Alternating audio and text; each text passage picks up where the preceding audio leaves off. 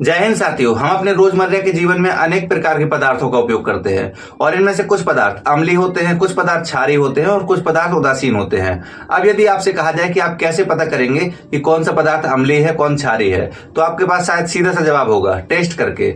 बिल्कुल सही बात, आप टेस्ट करके बता सकते हैं कौन अम्लीय है, कौन क्षारीय है।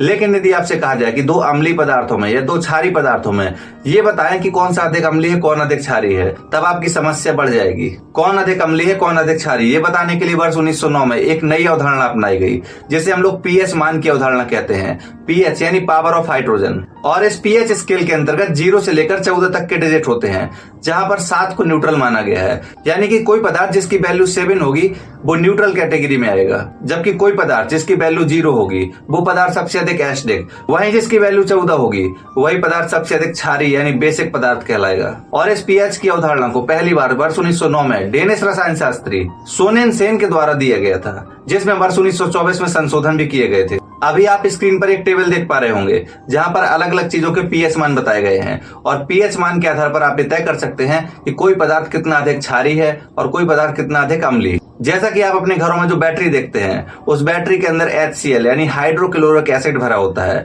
और उसके पीएच वैल्यू है 0। तो हम कह सकते हैं कि हाइड्रोक्लोरिक एसिड सबसे अधिक एसिडिक होता है। जहां नींबू के रस की पीएच वैल्यू 2 होती है, वहीं सोडा की पीएच वैल्यू 3 होती है। अंगूर के रस तथा टमाटर के रस की पीएच वैल्यू 2.5 से लेकर 3.5 के बीच होती है। हम लोगों के द्वारा उपयोग की जाने वाली काली कॉफी की पीएच वैल्यू 5 होती है, जबकि दूध और लार की पीएच वैल्यू 6.3 से लेकर 6.6 होती है। और जो शुद्ध प्रकृति का जल होता है उसकी पीएच वैल्यू 7 होती है, यानी ना वो एसिडिक है और ना ही बेसिक। हमारे शरीर में जो ब्लड पाया जाता है उसकी पीएच वैल्यू 7.4 होती है, यानी हमारा ब्लड क्षारीय प्रकृति का होता है। समुद्र के पानी की पीएच वैल्यू जहां 8 होती है, वहीं अमोनिया घोल की पीएच वैल्यू 10.5 होती है।